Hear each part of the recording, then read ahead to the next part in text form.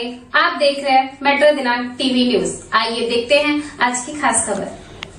UBT Thackeray गट के शाखा क्रमांक 12 की समीक्षा बैठक में महिला उप शाखा प्रमुख से छेड़छाड़ में मामला दर्ज, आरोपी संजय सिघन फरार। मुंबई के बोरीवली पूर्व में ठाकरे गट के शाखा क्रमांक 12 की समीक्षा बैठक में महिला उपशाखा प्रमुख से छेड़छाड़। महिला के साथ ठाकरे गट के पूर्व नगर सेविका के पति संजय सिघन ने छेड़छाड़ की थी। संजय सिघन मागे ठाणे विधानसभा क्षेत्र में ठाकरे गट के विधानसभा समन्वयक हैं। 12 तारीख को शिवसेना ठाकरे गट की शाखा क्रमांक 12 में पार्टी की समीक्षा की बैठक हुई थी।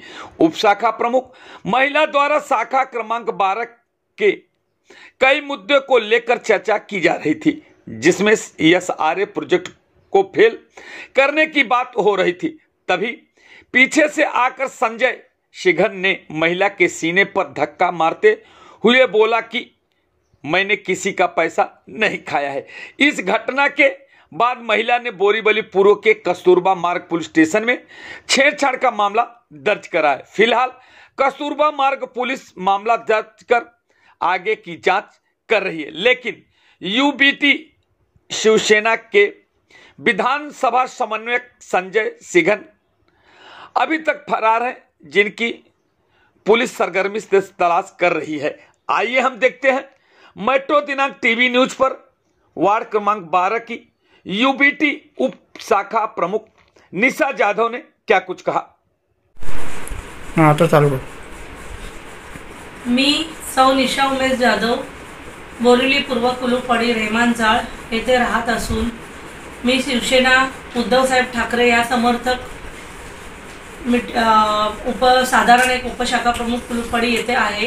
12 मार्च 2024च्या रोजी आमच्या पक्षाची आढावा बैठक होती आणि त्या बैठकीत मी गेली असताना तिकडचा माजी नगरसेविकेचा पती श्री संजय सिंगर हा पूर्वीपासून मला मीटिंगमध्ये नेहमी माझे अपमानित वगैरे असे करून मला घालवून टाकायचा, असे नेहमी व्हायचे। पण ह्या पुरुषाच्या बद्दल भरपूर महिलांची तक्रार होते की हा जरा वाचनापुरती नजरेने महिलांना त्रास देतो, छळ करतो।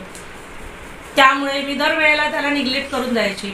परंतु त्या दिवशीही त्याने तशाच प्रकार केल्यानंतर मीटिंग संपल्यानंतर सर्व वरिष्ठ पदाधिकारी निघून गेले तिकडनं, परंतु हा तिकडेच थांबला होता हे मला माहिती नव्हते। आणि मी माझ्या शाखा समन्वयक माधुरी खानविलकर यांना माझ्या एसआरए प्रोजेक्टच्या विषयी आणि काय काय घडवून आणले हे असे सगळे प्रकार पैशावरना वगैरे सगळं तिला सांगत होती। तिला सांगत असताना हा मागे धावून माझ्या अंगावरती पुढून आला, माझ्या छातीवर हात टाकून मला मारून पाठीमागे खुर्चीवर ढकलले त्या सगळ्या ह्याच्यानी, आणि मला बाहेर चल, या हॉलमध्ये बोलू नको असे बोलत होता। परंतु मी एकदम लज्जास्पद झाली, तिथे रडत बसली।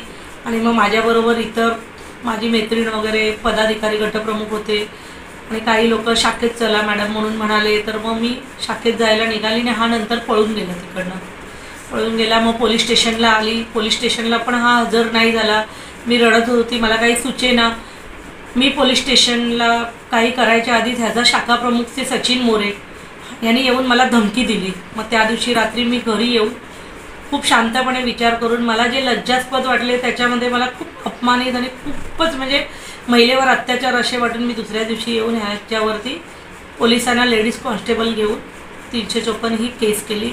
त्यानंतर देखील हा माझ्या मार्गावरती लागून भरपूर माझ्या विरोधात काय काय पक्षाकडून वगैरे धमक्या बिमक्या देऊन काय काय कारनामे याचे चालले आहेत। तरी प्लीज मला देवेंद्र फडणवीस साहेब आणि शासनाकडून मला एक महिला म्हणून न्याय मिळण्यात यावे ही विनंती आणि आशा बाळगते।